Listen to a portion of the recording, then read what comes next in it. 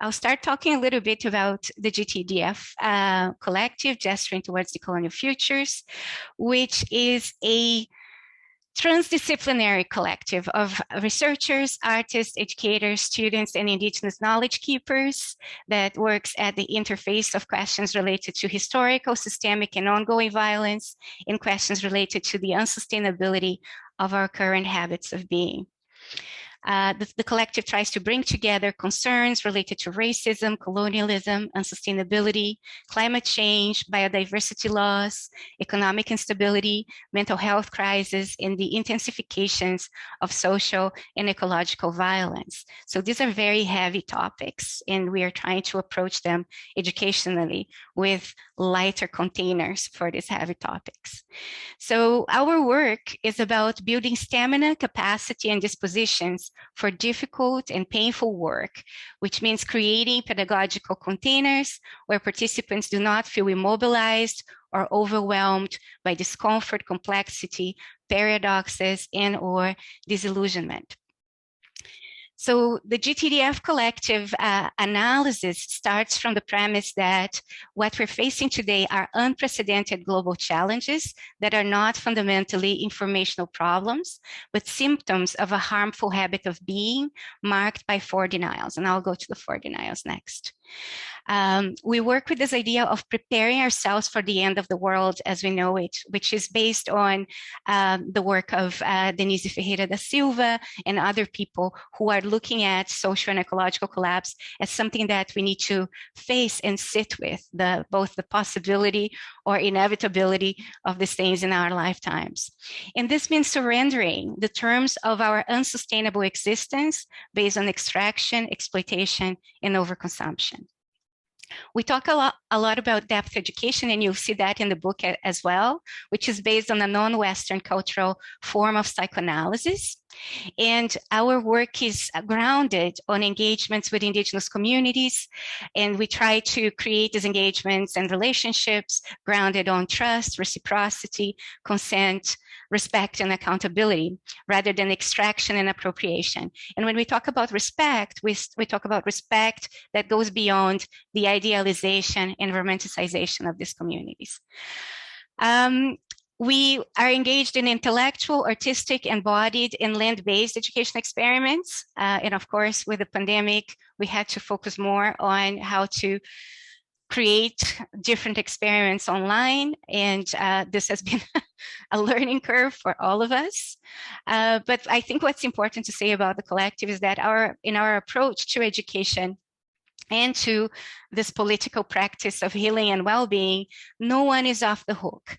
So we understand and focus on the fact that vulnerabilities and complicities are distributed unevenly. We never turn our back to that. But the call for sobriety, maturity, discernment, and accountability is for everyone, because we are one complicated team in the same sinking boat. So in relationship to the denials, the 4 denials, our anchor of analysis is the 4 denials, right? So it's very different to approach the problem as a problem of information, or that you just correct with more information, or a problem of denial, where you have effective resistances to the information that will force you to face something you don't want to face. So the 4 denials we have identified start with the first one, which is the denial of systemic violence and complicity and harm, which is the fact that our comfort, securities, and enjoyments, like the screens that we use to even have this conversation, they are subsidized by expropriation and exploitation. They exist at other people's expense and at the planet's expense. The second is the denial of the limits of the planet, the fact that the planet cannot sustain exponential growth and consumption. The third one is the denial of entanglement, our insistence in seeing ourselves as separate from each other and from the land, rather than entangled within a living, wider metabolism that is biointelligent. And here it's interesting because most people want to be connected, but we also see the desire to be connected with what's beautiful, the flowers, the sun, the moon, the trees. But what we're talking about is how we are connected with the painful, toxic things as well. So we talk a lot about the metaphor of the shit. So how we are entangled with the shit and how to compost the shit, the need to compost the shit together. Number 4 is the denial of the magnitude and complexity of the problem. The tendencies to, 1, look for hope in simplistic solutions that make us feel and look good, and to turn away from difficult work, sometimes using even future forecasting as an escape mechanism from the difficulties of the present. So I'm just enabling the transcriptions here.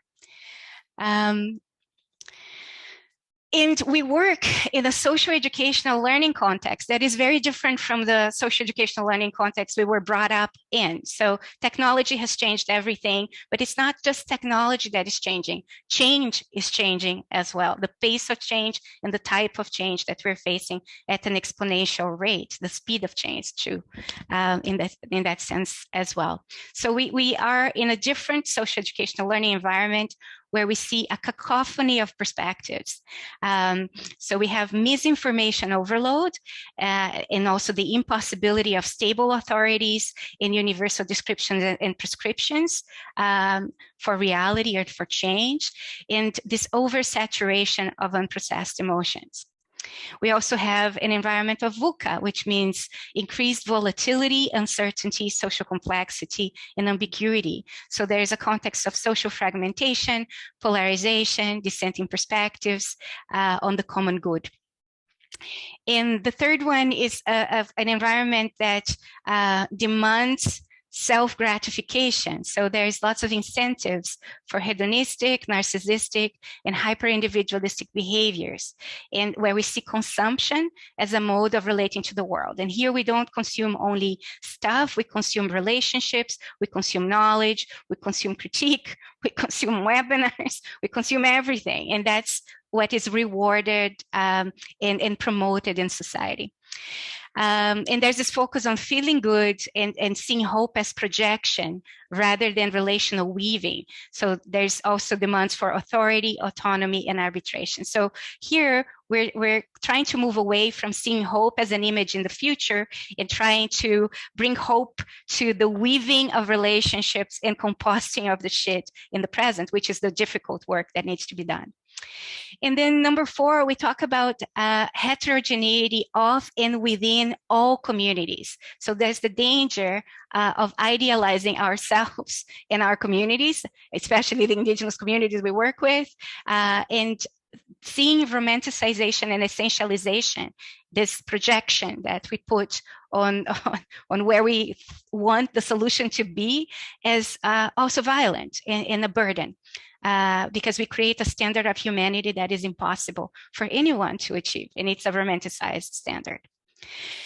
So having said that, the usual theory of change that we're trying to move away from is that there is a problem out in the world that needs to be solved. So the system is not working properly, right? So the degree of the problem of the system can vary from the system not working optimally to it's totally messed up. And the logical solution proposed in this usual theory of change is one that keeps our hopes up, and that we, the virtuous, woke, moral, righteous, deserving, or enlightened people in the good team can choose to fix the system by either patching it up or offering a replacement, a better alternative. So our analysis has a different starting point. It begins with an examination of how violence and unsustainability are conditions that are necessary for the system that is not working, or I would say it is actually working properly for what it was designed to do, but for the system to exist, and how we are part of the system in complicity and harm, and how the system has messed all of us up. So in that sense, our different starting point is an analysis of how the current modern colonial system has kept us tied to and addicted to its promises and comforts, has limited the ways we can see, feel, relate, desire, heal, and imagine, has led us to deny the violence and unsustainability that are required for it to exist, as well as our interdependence and the depth and magnitude of the mess we're in. So here are the 4 denials. Has encouraged us to create narcissistic delusions about our sense of self-importance and our perceived entitlements, keeping us in a fragile and immature state that leave us unequipped to face the challenges of our times, and has untethered us from the realities of the planet and the fact that our mode of existence can cause our own extinction. So the book invites you to work and dance with the work of the collective. This book could not have been written by myself alone. 15 years ago, no, 5 years ago, 2015, I was 7 years ago now, actually. So 7 years ago, I was at a point in my life where I was about to give up on everything, especially the work at the university, actually. But I found a group of people and we found a way of working that really saved my life. So they are my lifeline. The GTDF collective is my lifeline. It's my family. And that made this work possible by offering something that can anchor and ground, but it's also a light container of the kinds of relationships we wanted to see. So I would like to take this opportunity to thank everybody in the collective and everybody who has worked with the collective to create that possibility for me. So in the work of the collective, when we ask people to engage with it, we have always used something called the broccoli agreement. And I will put this in this session as well for you to consider as an invitation. So in this broccoli agreement, actually, the broccoli agreement came from us noticing that in education, people tend to want candy. And we were trying to say that we can offer broccoli. It's actually broccoli seeds that will need tending to. But we called it the broccoli agreement. And it's an agreement that we propose where we co-create a space where we all understand that what is presented here, people don't have to agree with. So in the agreement, you say, I understand that I do not have to agree with anything presented, but I'm happy to see what happens. Number 2, that I may feel uncomfortable, confused, and frustrated during the session, and I take responsibility for learning from my conscious and unconscious responses and resistances. So this is the psychoanalytic distance that we have to have from our own bus, from our own responses. Number 3, that it's up to me to decide when to push myself further and when to stop and observe. So a lot of the exercises can sometimes push you to the deep end of something, and that you can actually not go if you decide not to, that you have that control is in your hands. At this point, we also say that, and you'll see that in the book, we lovingly don't care what you think because our thinking changes. And in order to create that space, a container where we can be exploring things in depth and with discipline, and both relational and intellectual rigor, we cannot have a teleology. We cannot say this is where we need to arrive at, right? So we say we don't care what you think, but we care deeply about our collective capacity to dig deeper and to relate wider.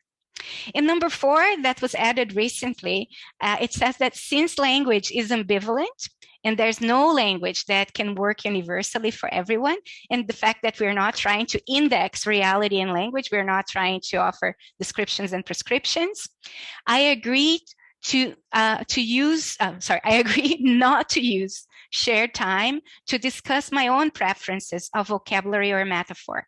And this we added because we saw that a lot of collective time, which is sacred, because we don't have much of that together, was being used to discuss whether people prefer this word or that word. And of course, we're open to feedback to words that can be harmful.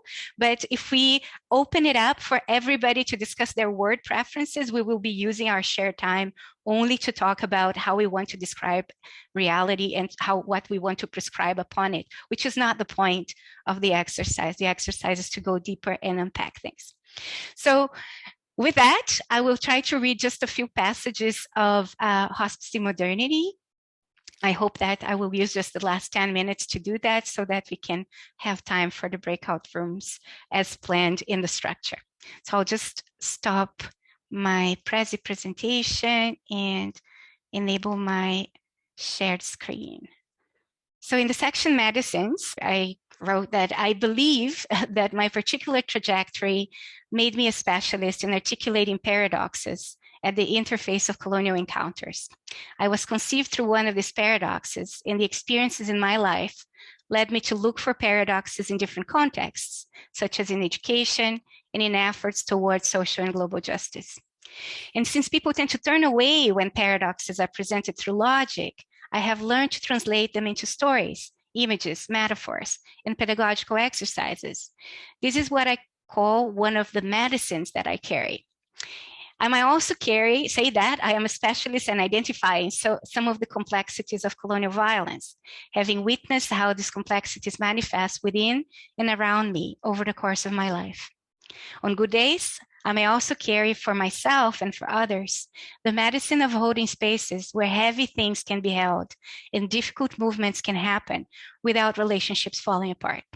This medicine is always necessary, both for keeping my family together and for safely raising painful, risky topics of conversation in academia without immediately being shut down. So this book is an attempt to bring these medicines together. This may be exactly the medicines you need right now or not. This book also presents teachings I have received when collaborating with other people, in particular, the Gesturing Towards the Colonial Futures Arts Research Ecology Collective, in the Indigenous Network Teia das Cinco Curas. It's important to say from the outset that when I engage with Indigenous knowledges in some of the chapters, I do not intend to represent or to speak for Indigenous individuals or communities. Indigenous groups are as diverse and complex as non-Indigenous groups, and questions about where, how, what, by, and with whom Indigenous knowledges should be shared are contested issues. In cases when specific Indigenous stories are shared in this book, permission was granted by Indigenous storytellers. And generally, we work together in what was going to be in the book. What I present in this book are translations of what I have been taught about modernity, keeping us in an immature state, and the need for a political practice of healing, of radical tenderness, that can enable us to step up, to grow up, and to show up differently. This involves unlearning our learned ways of thinking and imagining, of sensing and feeling, of relating to one another, the earth, and the cosmos, of facing life, fear, pain, loss, and death. The stories are gifted as a compass that points to the need for us all to become healthy elders and good ancestors for all relations, to learn to live, to grieve, and to die well. This requires that we learn how to face our shadows, how to compost our shit, and how to weather storms together. And for this to happen, we need a container where we can manifest unconditional regard for everyone's being while we commit to interrogating our thinking, our doing, our hopes and desires, and our ways of relating in order to breathe and to move together with maturity, sobriety, discernment, and accountability. This book is an attempt to create that container. I do not claim to be able to do all these things or even to be able to teach others what to do.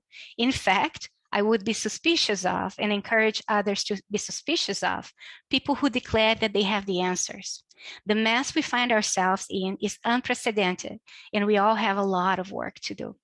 So the second passage is about who the heck is modernity? And it starts with, we're living off expired or expiring stories. Stories that expire can no longer dance with you. They are lethargic or stuck. They can't move things in generative ways anymore, but we often feel we cannot let them go. Many of these expired stories give us a sense of security, purpose, and direction, precisely because they seem stable and solid. Thus, we become attached to them and get used to their weight in our lives. If we notice they are dying, we refuse to accept it, and we put them on life support because we fear the void left in their place when they are no longer there. We forecast that this void will leave us empty, storyless, and that there will be no vitality in this emptiness because everything will be meaningless, pointless, purposeless, and sad. We don't realize that when stories expire, their vitality is already gone. And if their vitality is gone, we are also stuck, because our vitality comes partly from stories moving things in the world and within us. If we want to get unstuck, we need to put these expired stories to rest. But before that happens, we need to prepare to receive their final teachings, which are the deepest, gloomiest, and sometimes also the funniest. The next step is to figure out a way to release the stories and for at least a minute to sit with the mystery of the void we feared. This is where we might discover that our forecast was wrong. We might find that the void consists of both nothingness and everythingness, and that it can be an unlimited source of serenity, sanity, energy, and inspiration. The last thing is to step back into the world of stories and to look for the ones, both old and new, that are already dancing or getting ready to dance. And that can move us towards the healing and well-being of everyone and everything. Eventually, whether slowly or quickly, the stories will also expire and the cycle will start again. For this book, I have tried to choose the stories with the most vitality and potential to teach us some new dance moves, but I could also only choose the stories that were around me. These stories might help us put expired stories to rest and to sense, relate, and imagine other ways. So the last bit of the prep work that I'm going to read is related to my responsibility. So you see that there's a chapter about why read or not this book, where I try to convince you not to read this book. So I'll go exactly to that part right now. So that's the end of why read or not this book. So I said, I actually feel it's my responsibility at this point to urge you not to read this book. This statement is not about whether I think the book will be useful for you. That only you can decide. The statement is a way to ask you to stop and consider why you should proceed after all the warnings issued so far. Are you just curious? Do you really have an idea of what you're getting into? What if the process is costly for you? What if getting to see, sense, relate, and imagine differently has a price in your context that right now you're not aware of, and if you were, you would not be prepared to pay? What if you find motivations and responsibilities you won't be able to ignore, but no one else around you would understand you anymore? This may sound like I'm being pretentious and overstating what this book can do, and fair enough. You can just consume this as well as we're all used to, or simply ignore it. But what if the stories land where they will and manage to do the work they intend to do, which I actually don't know what it is, but they have their own agency. So it's your call, your responsibility. Do not put it on me. You have been warned. And if you don't agree with the premise of this book and decide not to proceed, I definitely deeply respect your dissent. So I'll stop here. Invite you now to join one of the breakout sessions. And the question for the breakout sessions is precisely, if you're here, why are you here? And why did you decide to keep reading the book? So I'm not assuming that everybody who's here has read the book, but I'm assuming something brought you to this session. So in your groups, there will be groups of 6 people in each room. You will have about 3 to 4 minutes each to talk a little bit about how did you get here? How did the book get into your hands, and why you decided to keep on reading after reading the prep work and being told, urged not to read the book. So in this third part of the session, we're going to be looking at the questions and answers on Slido. And if there's time, depending on the questions and how long it takes to have a look at them, I will also share the 8th tool of the most important chapter. So there are 7 tools there at the moment. There's an 8th tool that hasn't been shared, that we decided to take out from the book. And it's still cooking. It's in a Google Doc, so I will share the Google Doc with you to show the work in progress.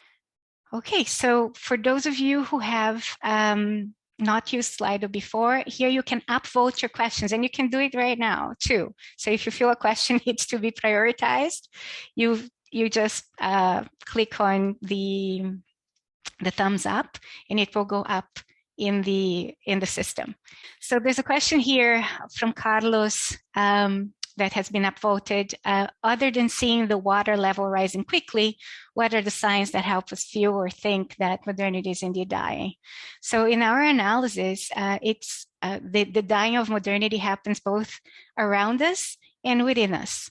And within us, we can see it dying when the promises of modernity for well-being, when the neurobiological cocktail that we're offered for well-being no longer works, right? We do not feel satisfied by what it promises, and it's no longer working. So the water rising can be something that happens when we notice the collapse and cracks and unsustainability and violence around us, when we notice our complicity with it, when our idealizations of a good life no longer offer the promised securities, enjoyments, or well-being that that modernity conditions us to want. And then we either look for something else when these promises no longer work. We either try to fix these promises and hold on because we perceive these promises as broken, or we realize that they were unrealistic from the outset, and we accept that there's a huge mess and that we're part of it and that we need to engage with it.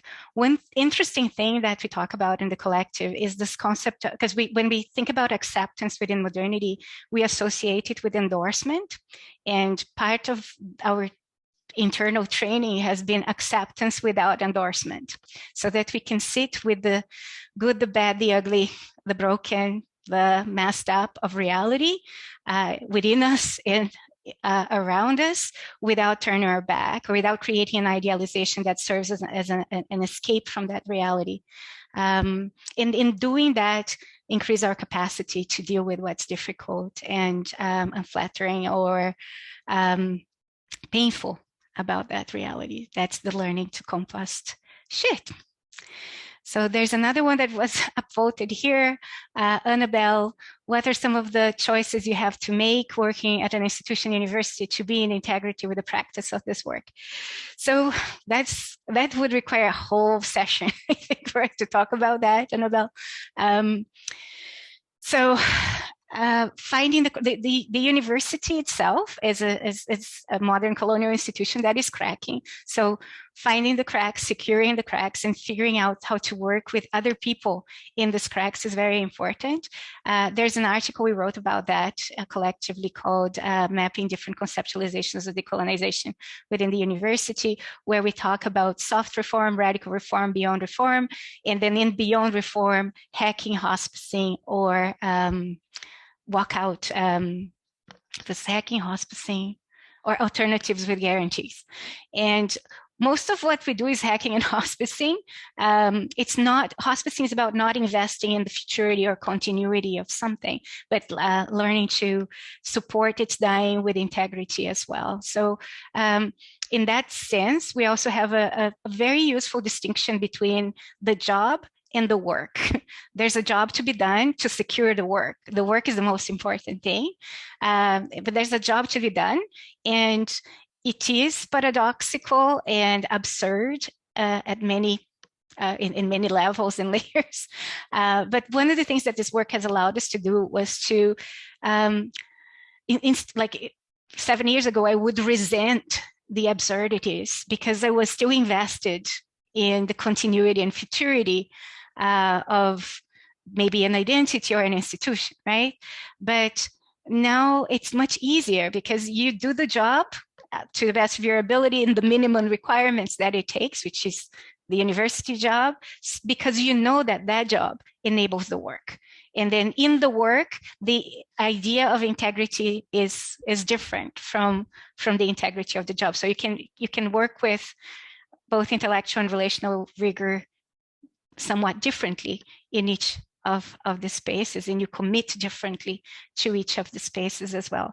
But the most important thing is that your identity is no longer attached to, or your worth as an individual is no longer attached to the institution.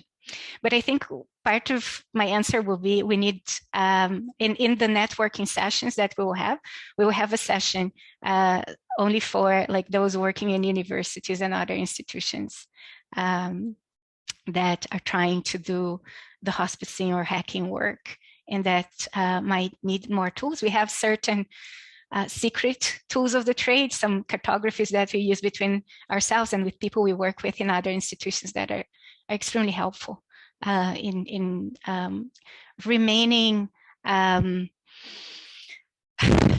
healthy in this work and not burning out, because that's what generally happens. And so we have tried to map the ditches that we don't want to fall into, because these are mistakes already made. We need to make different mistakes.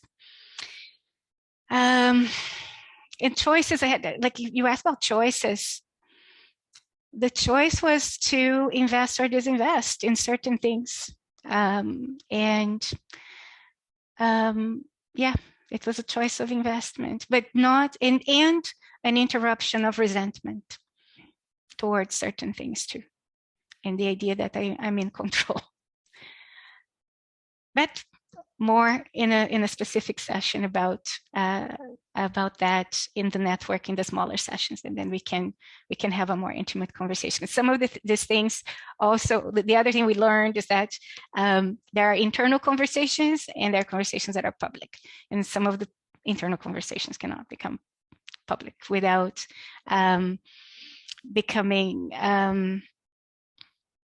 without offering things that can be weaponized against you. So we'll keep that for a more intimate conversation. Then there's Dorian. How does one choose a story as a dancing partner? How do you know if a story that animates me, maybe an echo from a dying story of modernity? That's a good question. That's discernment. And that requires also a bit of the mapping of both conscious and unconscious desires, and being able to identify what modernity has conditioned that is actually harmful and necessary for it to keep going, right? So stories that make you feel exceptional, that give you more, that promise more authority, autonomy, and arbitration are stories that we tend to be suspicious of.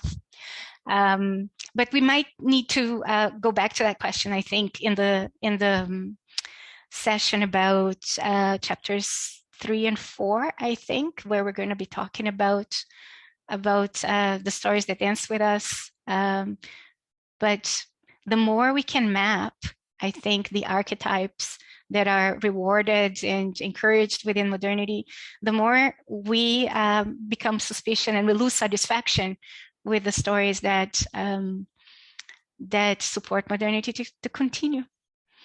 But this is going to be coming back, I think, in many sessions of the series, and it will probably come back also in the next series that is more for smaller and more intimate and networking sessions. Penelope, thinking about human fragility, what are skills that we need in order to be able to express what we're seeing without activating fragility and being shut down? Right, great question. It's a pedagogical question. So what we try to do is to invite people to create a space that is not about self-celebration, nor is it about self-flagellation. Right, and it's a space. It's in the Towards Zero chapter. Also, we'll probably be back to that. But how do we? Part of the magic of it, I think, is to reassure people that there's unconditional regard for their being, but there is a split between the being, which is your spirit, basically. And the doing, the knowing, and the attachments and the desires that we have. We have to put that. We have to create an agreement where we can look at that in a way that is more sober and mature. And here we have to thread this carefully too, because the moment that we start to identify, or we want to talk with more precision about the problems, we have to see that the language we have inherited is generally a language of either idealizing or vilifying things. So you either romanticize or you pathologize. You either idealize or you vilify.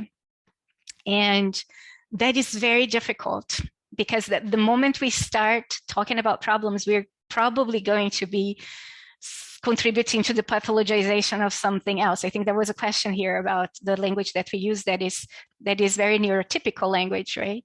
And we have these conversations here in the collective very, very frequently. And we probably need a networking session about language and all that we project onto language, what we want language to do. And this, sometimes it's the desire for a universal language. Sometimes it's a desire for language not to be ambiguous. This problem of inheritance of a language that idealizes and pathologizes, but also the necessity of naming the problem.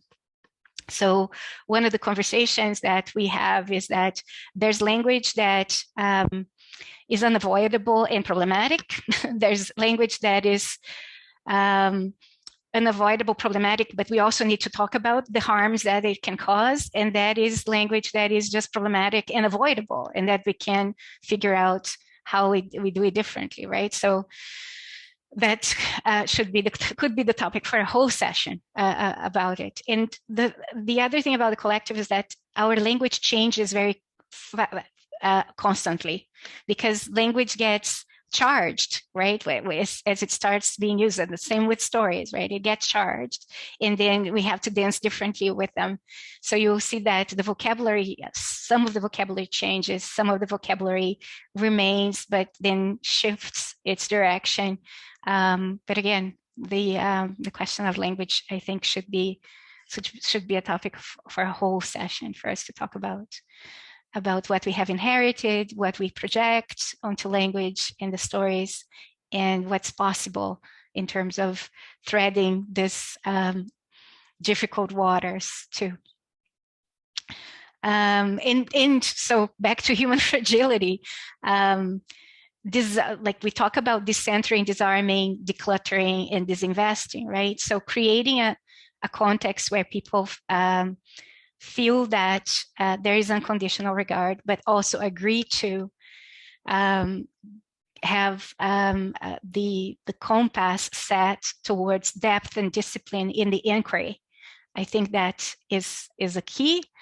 We have a few tools for that we can share. Maybe a session on pedagogy would also be where we can explore these tools with more detail. But thank you for the question. It's a very good question. So there's two of them like competing. There's Paul's question and an anonymous question. I'll go first with Paul. How to acknowledge the destruction and harm in which we're complicit, as well as the blessings of technology, goods, services, mobility, etc. What a paradox. So paradoxes are key. Holding paradoxes, articulate. We talk about being able to articulate paradoxes and holding complexities, right? So paradoxes require us to layer reality, to think about the different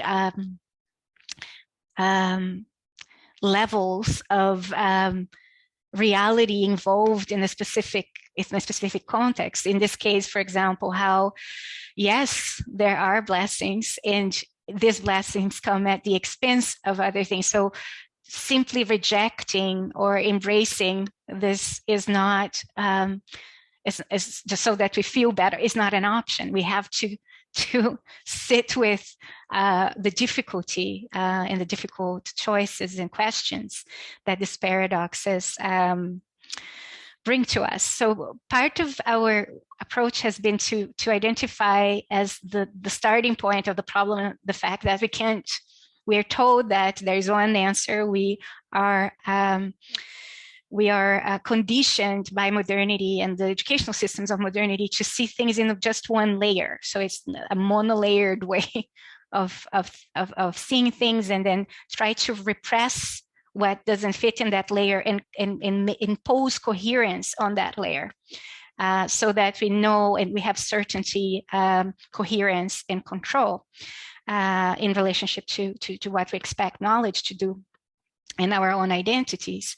So part of the process is to open it up and create a layered process where there are all these contradictions. We acknowledge our internal contradictions, we acknowledge contradictions around us, and we're not running away from it and spending a lot of energy trying to make everything fit this idealized box of what we want it to be or what we want us to look like, right? So letting go of this performative aspect in order to be able to sit with the multiple layers is the first thing.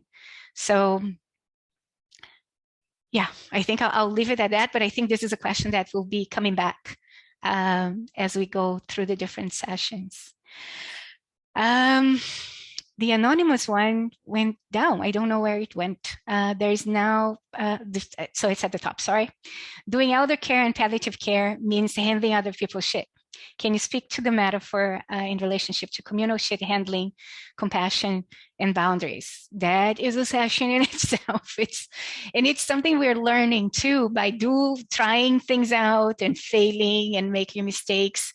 And there is this enormous commitment towards seeing mistakes and failure as good data and super important data that we have to sit with. And learning to identify the shit in ourselves is part of the process. And then figuring out what to do with it too, right? So, because we can, when something comes up that is troubling and that might end up in shit being dumped onto other people, it's by learning to deal with that with ourselves that we can realize a compassionate way of dealing with others, right? In our relationship with the entanglement we have with others. But so we've been talking about like something can be shelved, shit can be shelved, it can be put in a safe and repressed, it can be put in a recycle bin when you acknowledge that the shit is still doing something for me, but I know that it's not doing everything I wanted to do. That, like, let me replace it for something else. There's also putting it in a compost pile, and then what that means, or you can burn it. But the burning requires you to bring the shit from this hidden space to the fore, right? And in the bus methodology, we have the vomit bucket metaphor, holding the vomit bucket, which I think speaks a bit to the question too, learning to hold the vomit bucket for others, which is a metaphor that came from our work with Indigenous communities that in some of them, they do use entheogens, and part of the entheogenic experience sometimes is purging, and holding the vomit bucket for somebody who's purging is actually a sacred role that you do. So learning to do that, and sometimes people lose also their bowel control, and dealing with that is also part of what we need to be trained to do, and in condition not to turn away from throughout our lives, I think. But back to the question, I do digress. Metaphor, communal shit handling, compassion, and boundaries. Okay, the other thing about this is that for shit handling, we do need a bit of what we call the rainbow, right? The finding joy in dealing with the shit too. And there is joy in dealing with the shit. So it's just a different kind of joy. It's a joy that comes from epiphanies, revelations, and it comes from a curiosity that is about getting, it's not pleasure, it's joy, and it's joy in figuring it out, right? And the epiphany, the chain of epiphanies about yourself and about the world that come from it. So we have this cartography that shows a pile of shit and a rainbow. And most people want the rainbow to escape from the pile of shit. So lots of strategies that are used today, like meditation, yoga, all kinds of things that will give you a sense of peace, internal peace, that then can be escaped from the shit. And what in the cartography we show is that we need these things, we need these strategies that give us a different, even neurobiological grounding to turn back to the shit and smell it, right? In order to compost it. So this part about radical tenderness for us is what gives us a different space from which to hold the shit. Maybe that's the best response that I have here. I have Dani, Demilia here, and Sharon, and Azul, and many others, I think, for the collective are also in the call. And I was going to ask them to say something about it, but I just realized the time, and we won't have the time for the 8th tool, which is interesting, I think. But let's go back to the questions and see if there's more questions, and maybe a question on palliative care in aging. We have a whole project around aging and intergenerational responsibilities that is extremely interesting, and I'm going to talk about that when we talk about the Four Mountain story. I don't remember the name of the title of the chapter, but we will be doing that. So whoever asked that question, please come back when we talk about the chapter on, I think, living and dying well. Beth, what qualifies as a story? Does it need characters and plot, or can it also be just the lines we feed ourselves? Was modernity created by worlding stories? Again, enormous question. I think stories can be anything. Stories, if you're thinking about cultures of vision, for example, stories are not articulated in words. Stories come in images that make sometimes no sense at all, but that don't speak to your conscious side. It speaks to your unconscious, right? So there are all kinds of stories. Stories can be songs, can be sounds, can be, if we're thinking about the fact that like sense making in articulation of, as in articulation of words, it's just one of the senses we have. We have many other senses, and they make sense in different ways, but our articulation of words, it was part of another question. It's coming from the written word. The written word, the problem with the written word is that it creates the desire for the world to be indexed in articulated language. There's a book called The Spell of the Sensuous that goes into that in more detail. And it casts a spell on us of what to expect from these words, right? But the stories themselves, they dance in many different ways. And we have been told at school that stories have to have a plot and characters and this and that. But I think that's much more complex and expansive than that. We are interpolated all the time by stories, by sounds and by feelings, and it's all, just because we cannot put it in a plot, it doesn't mean that they are not dancing. It can be utterances, for example, too. Vibe, right, is a type of a story. Was modernity created by worlding stories? I think modernity wouldn't have been possible if it wasn't for a specific type of storying that creates certain kinds of desires and expectations about what the articulated wording of the world can do. I think that is one of the answers. And I think that by reactivating a capacity that was exiled by modernity of being open to the other dances of different kinds of stories, we may find ways to deactivate that way of storying as the mainstream way of storying, and keep it there as one way of storying, but open up the possibilities that we have for figuring out how to coexist differently without having to. So it's a form of relationship that goes beyond understanding and identity, but that requires depth and discipline. It's not just everything goes and anything that I want is there. It's and it requires self-restraint too. Okay, so Anonymous, Penelope, Beth, Paul, Annabelle. I think these ones I've done. Dorian, how the story, we did that too, other than seeing the water rising. Okay, there's Anonymous. Could you tell us a bit about the collective's way of working that you refer to? How does the collective make it work to be a collective? And I think that I'll leave that question to a session about the practices of the collective.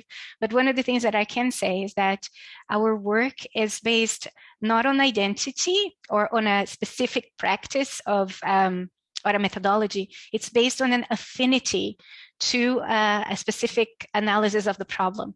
And the analysis that, number one, we are entangled with everything. And number two, that it's messed up. And that starts a specific kind of inquiry that then brings people together for that inquiry. And one of the things we've learned too is that there is an optimal number of people to be able to work together in this. It can't be just open it up to everybody. There is an integrity of, because relationships are super hard work. They're not like I will relate to everybody at the same intensity and the same level, right?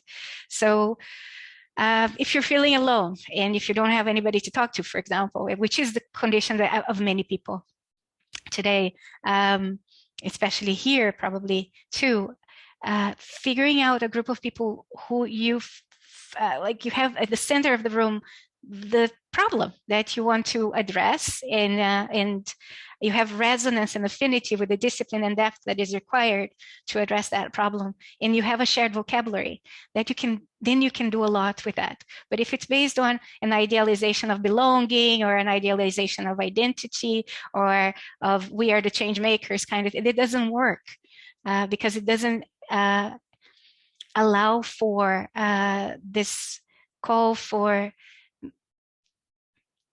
breathing together and being able to make mistakes and failing together. I think that is where depth really makes a difference. But I'll stop now.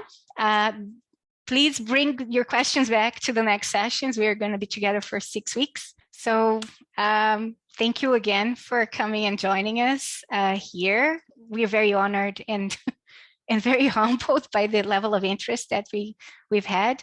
I will unmute everybody if you want to say goodbye. You will be able to do that, and I hope to see you next week.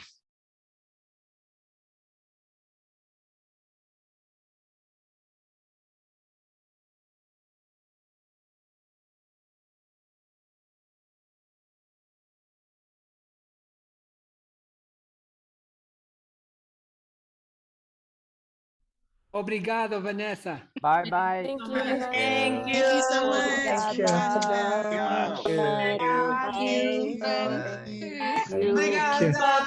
Gracias. Thank you. Legal.